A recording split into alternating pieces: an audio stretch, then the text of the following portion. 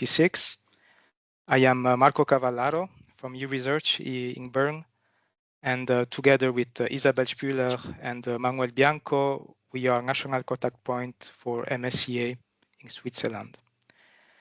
And 1 second, okay. Yes, so this is the program for this hour. So I will make a short introduction with something that we think is really important for you to know if you want to apply. And then we have the privilege to have Dr. Juliane Sauer from the GLOPOL project, who was a program manager at EMPA for the MSCA Spotlight COFUND. And in the last year, she was also an evaluator of COFUND proposals. And she will share her insights as someone who managed a COFUND and someone who also evaluated this type of proposals. So a great person to have for such an event. And thank you again, Juliane, for joining us. And the presentation will be about 15 minutes, and then we will have a Q&A session where you will be free to ask questions on the chat. You can even start now if you have something in mind already. Or since we are still quite a relatively small community today, you can also raise your hand and we will give you the floor. And for the Q&A, so we have the testimonial, Juliane, we have myself as national contact point for MSCA, and we have Micol Montia, who is a national contact point for legal and finance. And yeah, in case you have questions regarding legal and financial aspects in a COFUND project. As you may have seen in the notification, you may have seen a notification, so this event is recorded except the Q&A, so that you can feel free to ask any question without any shame. And last household rule, please make sure that you are muted so that we can avoid any unpleasant disruptions. Just very quickly, a few words about U-Research for those who do not know us well. So U-Research is a Swiss network of national contact points with a network office in Bern that inform and advises on Horizon Europe funding opportunities. And we have also, each region has its regional offices, as you can see on the map. And they serve as a, let's say, local first point of contact for more practical and institution-specific questions. And we are mandated by the Swiss State Secretariat for Education, Research, and Innovation. And now I hope you have seen our videos that were hyperlinked in the email I sent you, I think, yesterday or the day before.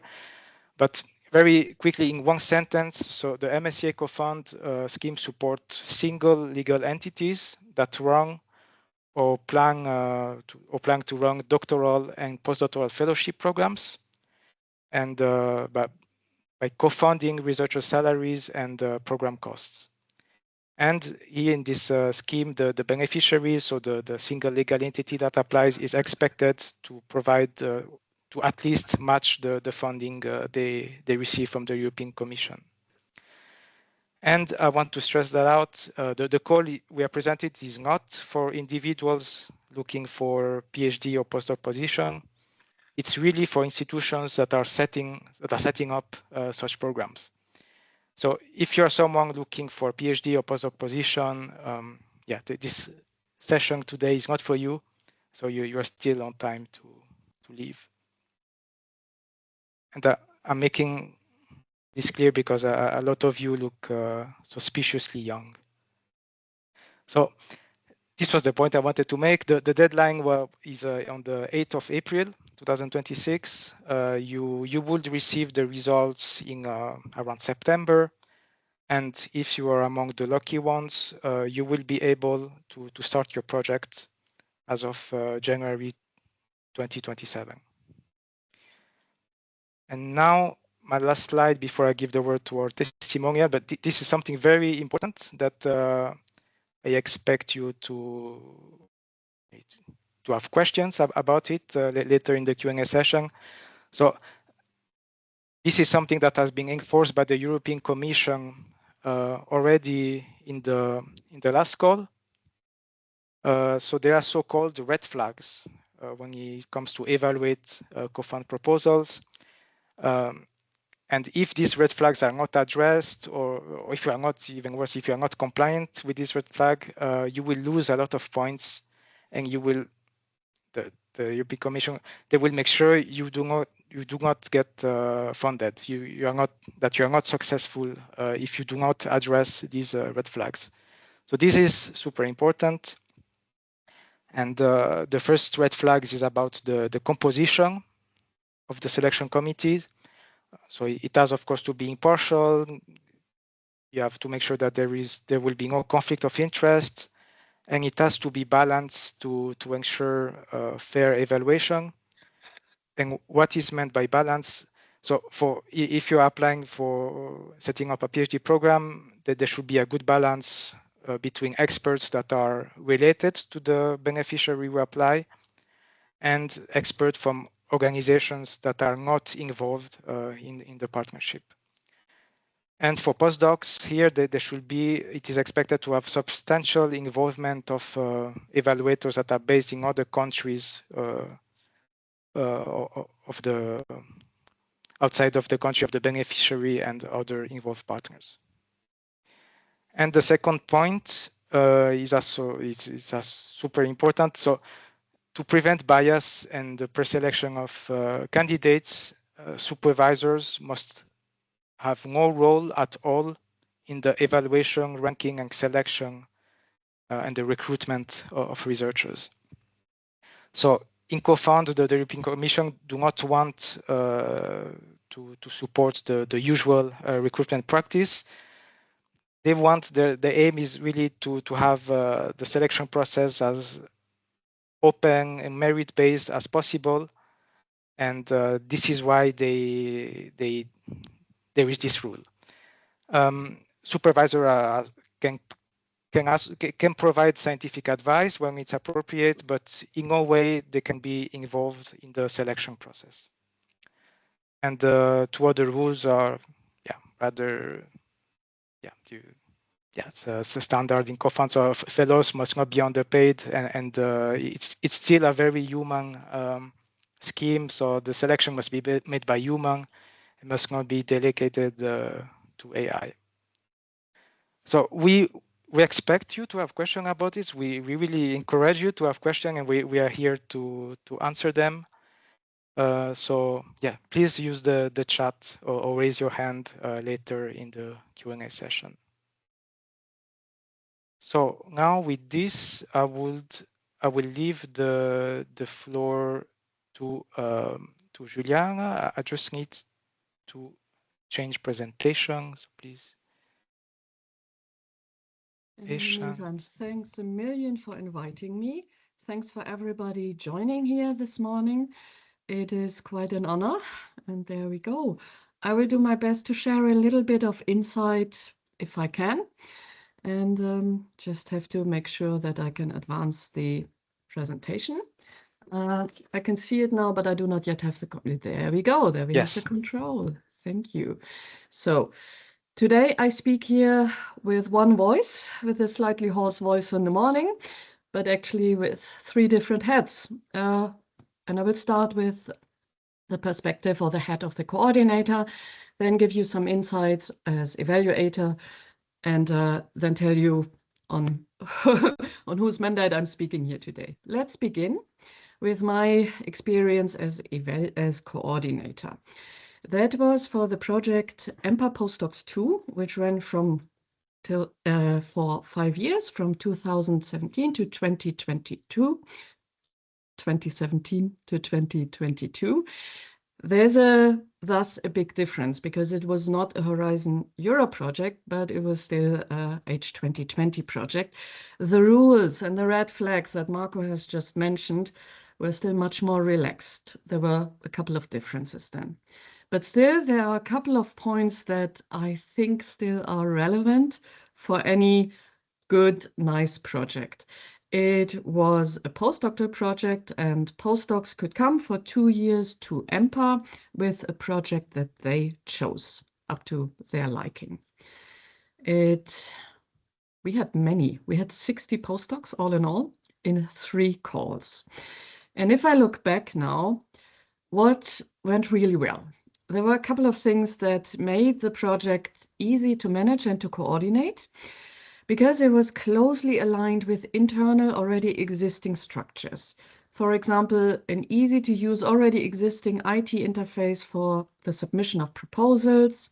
Back then, it was still allowed that also internal evaluators took part in the process. We had a good mix of internal and external evaluators, and these procedures had been set up and established already very smoothly. Another thing, as you might know from the videos of the national contact points, training is such a big topic in the COFUNDs. It's all about training the next generation of researchers, and that was made easier by the already existing internal training facility that goes by the name of EMPA Academy. And I, as the project manager and coordinator, closely collaborated with the EMPA Academy, and we also brought up additional training topics that I came up with for my fellows, and then they could be opened also to other staff members together with the EMPA Academy. So this was really a good synergy. Every research development program that is there for the support of younger researchers only works if the supervisors are good. And I was very privileged to work together with very strong supervisors who absolutely were committed to their roles and to their responsibilities. So we had a lot that we could build upon. Then, of course, EMPA has a highly international research environment. Already at least a third of the staff there is from other countries, and that makes it easy also to facilitate integration once people are there. And everybody is used to, well, getting people from outside of Switzerland, and for example, the HR people were very accustomed to helping with obtaining visa. So that helped as well. Another point, back in the day, it was not mandatory, and programs actually had a very good chance of getting funded without secondments. I wouldn't do that now anymore, but EMPA could argue easily we have strong exposure to the industrial sector because material sciences, EMPA is in the material sciences, of course, has by nature already a strong interconnection with industrial stakeholders and smaller and bigger companies. So our fellows easily could go elsewhere and collaborate with industrial partners, bigger or smaller. I already mentioned HR and administration. I sort of, when I took over that job, landed in a made bed because the HR people were 1 floor down. I could learn a lot. They could see the program, and we collaborated in getting these folks there where we wanted them. Also, the administration was extremely helpful, especially also with the financial people. And I already mentioned the smooth evaluation process made it, well, it's still a complex procedure, but it was made possible and manageable. Excuse me. Oh, this is what went well. Sounds like a success story. However, I'm not going to lie, it's not. Imagine 60 people over the course of several years coming. That is a lot of work. So the first thing that I learned a little bit on hard way was internal expectation management. Even if we made it clear this is a selection process that is happening with internal and external evaluators, there was a little bit the expectation, well, if a fellow wants to join my group, and back in the day, the supervisors had to give a statement that the infrastructure was there. I wouldn't do that anymore, but we come to that later. It was still the implicit expectation occasionally, well, this fellow will then for sure join my group. But if the fellow didn't make it through the selection process, that could lead to disappointment and misunderstandings. So we had to communicate. In the first call, I didn't yet quite do that the way I should have done. But for the second call, we really explained the whole procedures much clearer. And we kept on communicating, managing expectations, and also internally listen to what the supervisors had to say, the prospective supervisors, the already existing supervisors. It was a whole process of learning how to deal with everything. Another challenge, if you have a COFUND position, a COFUND program, you have to, that's an obligation, advertise all the open positions on your Access. That is the EC's website for job advertisements. That is a great tool on the one hand. On the other hand side, it can lead to a flood of applications that are not always in the targeted group. This means somebody had to sift through the applications and already sort out all of those which were not eligible. Of course, I'm not a material engineer, a material scientist, so I have no qualifications to sift if something was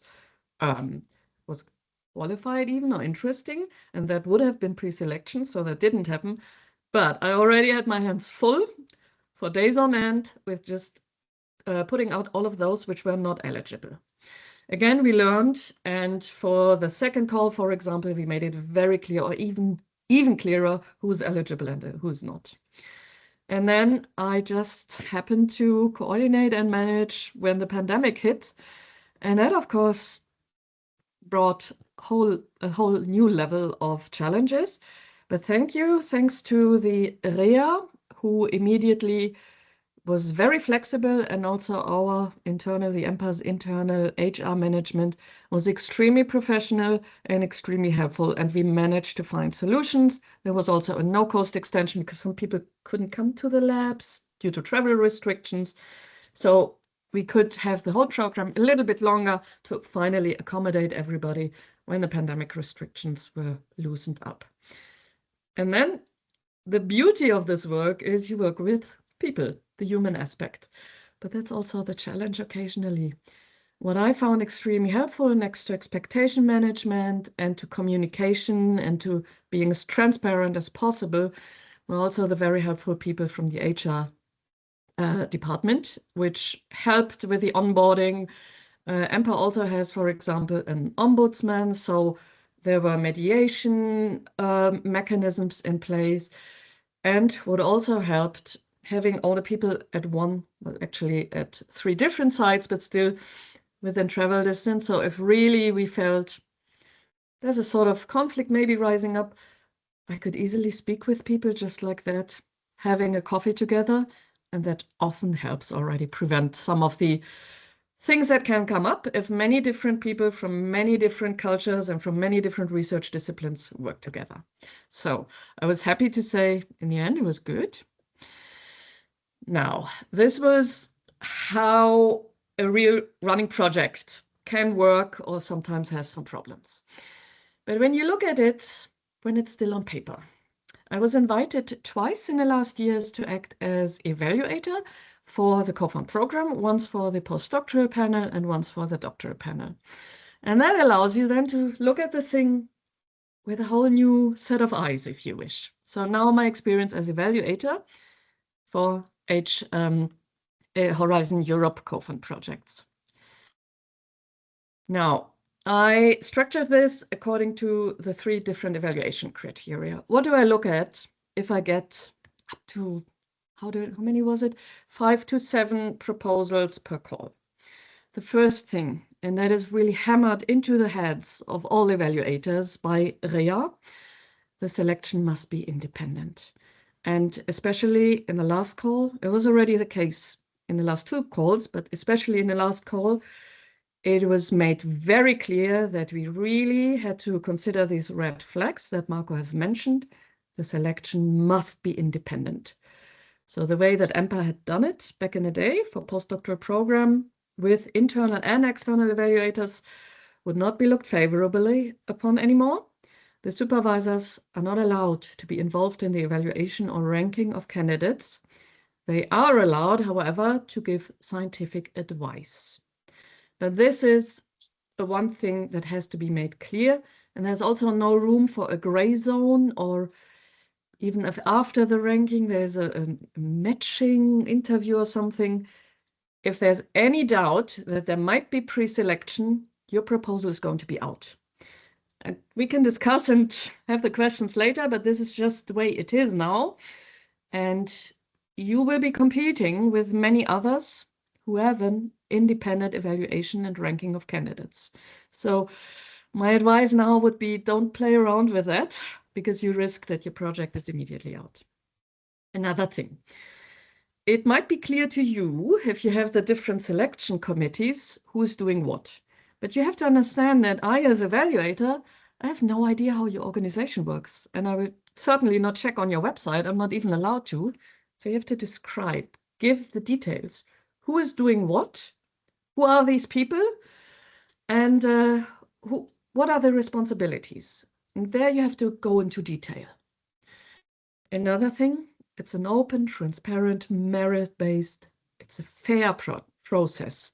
So redress should be at all different evaluation steps, and complaint mechanisms should be clear. And there again, you have to describe, how is this working? Who's doing that? Who's addressing a redress?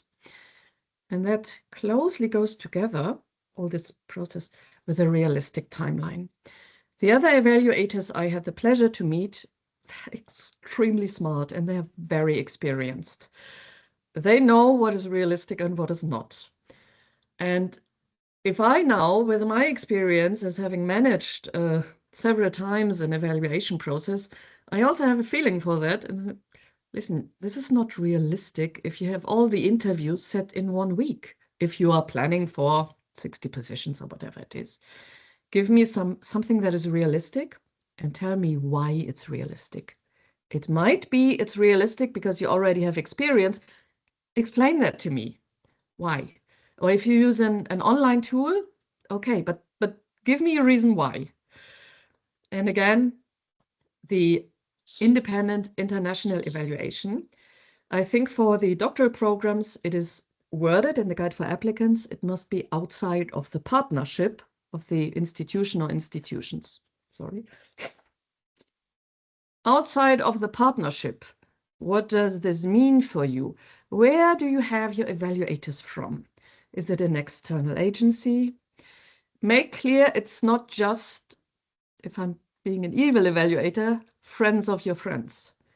Give me a clear reasoning why this is outside of your partnership, and for the postdoctoral programs, it has to be international. How and where do you get the people? And don't just start, we will get our pool of evaluators once the project has started. Already now, say, okay, we have access to these and these evaluators, how and where, maybe from previous programs. Give me something, and also tell me about the composition of the evaluation pool. Is it international? Yes. How many countries approximately? Is it gender-based, gender balanced? Also industrial, people from industry, the different backgrounds you might to cover. Give me some meat, give me some flesh to the bone there.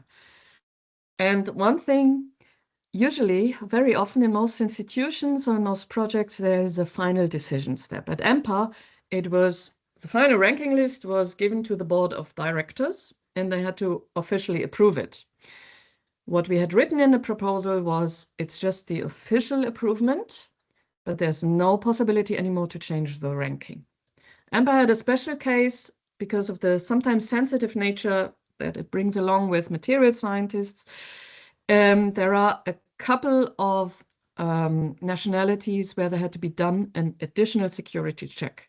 This was an EMPA internal rule, and we had written it in a proposal. For those and those and those nationalities, if a fellow comes from these countries, even after the approval of the ranking list, there's still an additional security check. But we also had clarified this is in line with Swiss legislation and also with the usual EMPA practices. It never raised concerns, and never was a problem, but we had clearly written a sentence in there, the ranking list, the final improvement by the board of directors, it's more or less, and in the administrative step, it has to be done, but the ranking list in itself would not be changed. Good. Impact. Sometimes people forget about this. Think beyond the project. What is important? Show how the program will change the research and training structures in the long term. Not just what will happen during the fellowships, but what's the impact? Not just a repetition of what you will be doing, but what's the longer term impact, hopefully.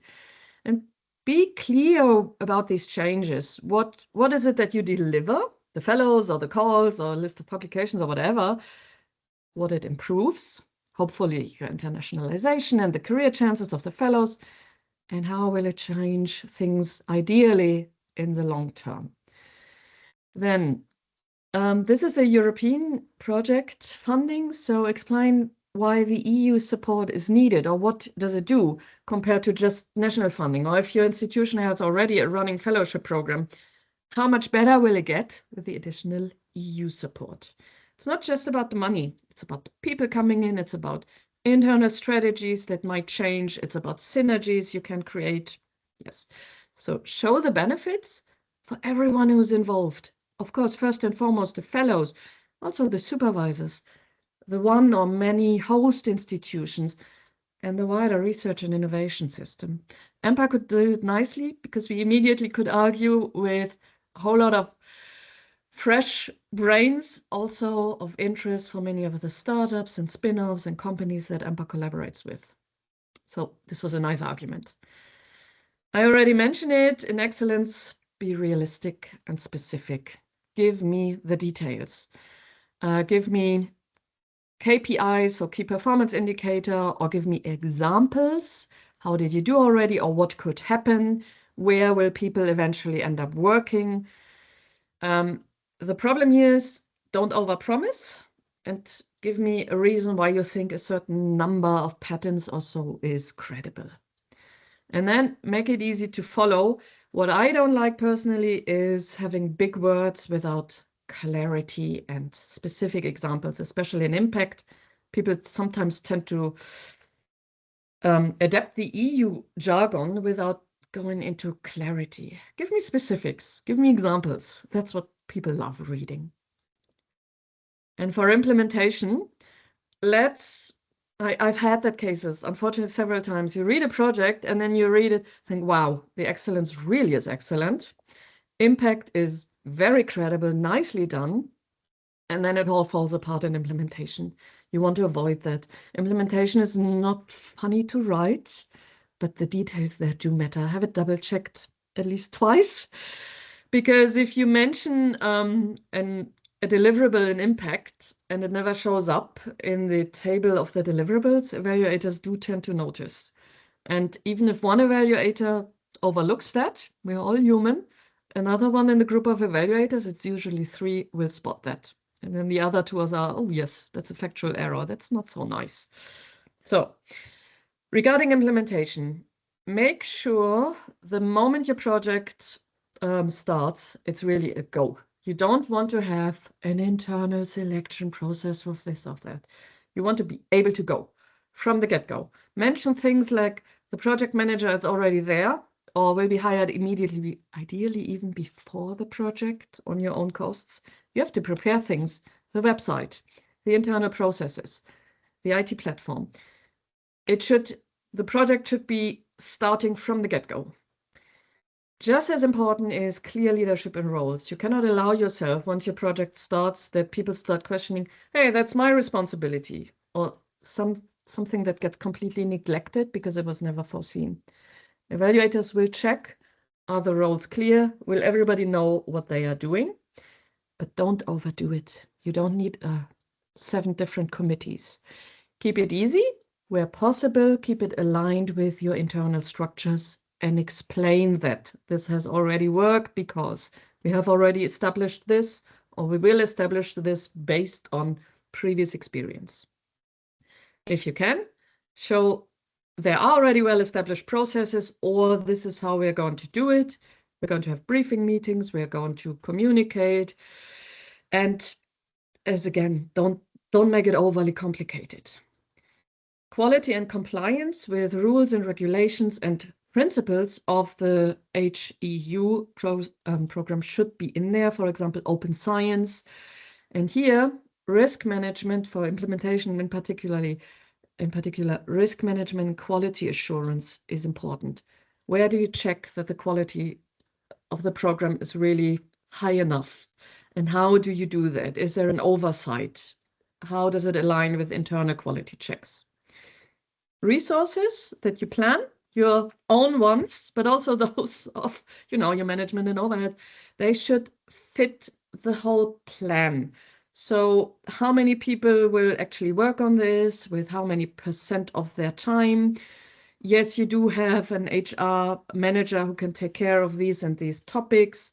If you mention an ombudsman, how much time does she or he have actually? If you mention the project manager, for how many % will you hire him or her?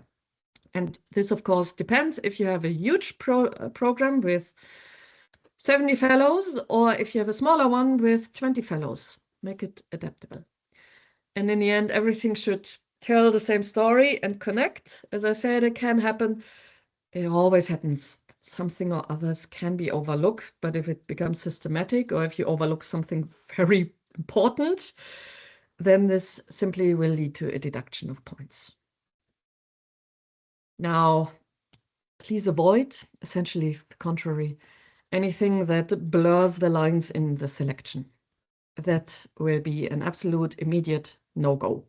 Evaluators are being told to then immediately raise the red flag and to downgrade it so that the project will not be funded. If your governance and procedures are too vague and communication flows are not clear, it doesn't look good. I've been there. I know it really matters in the heat of the moment that you need to know, oh, who will get this information now? With whom do I talk? It has to be clear. Don't overpromise. I know everybody wants to look as good as possible, and you are ambitious, but evaluators, I said, all these brilliant people I met in Brussels, they are so smart, they immediately look through these things. If it's not clear why there should be an European added value, we ask questions. Why is it going to be better with the COFUND than without? If there's no longer lasting impact intended or made credible, it just won't be convincing. And if you have this poor alignment across the sections, sometimes you look at proposals and you think, well, these are 3 different pieces of 3 different puzzles. There is no fit. It doesn't work. Please ensure that the fairness and compliance is built in your project and make it explicit. And especially now, in the age of AI, which facilitates our lives, still use your own voice. Still use your own voice. Of course, there's nothing against, using AI for the text, for example, for proofreading, as long as you declare that. But don't just feed your ideas into an AI tool and then out comes the project. It's not wrong, but a very well thought through project, as a COFUND should be, needs the human oversight at all steps. During the proposal writing, you need to know what you will be doing, and that's only you who can do that. And of course, also later during the implementation of the project. Keep it real and authentic. We don't mind if there is an English typo. We are not English native speakers, in most cases neither. We just want to know somebody sat there and really made up their mind. So this is a bit what I wanted to share. I want to leave a lot of time for you and your questions. I just wanted to make sure I speak today on behalf of the MSCA GLOPOL project. You'll get the slides later on where you can look for more. It's a project also by the European Commission, and it wants to continue to promote the MSCA. We want to have more synergies with existing supports and networks, and we also want to work on the MSCA policy in 6 regions, 20 different countries. And if you want to know more, check out the website. And of course, you're invited to follow the social media channels. So this was everything from my side. And now I think that's it. Thank you very much for listening. Thank you, Juliane. Thanks a lot. So now I will stop the recording so that we can start with the Q&A session.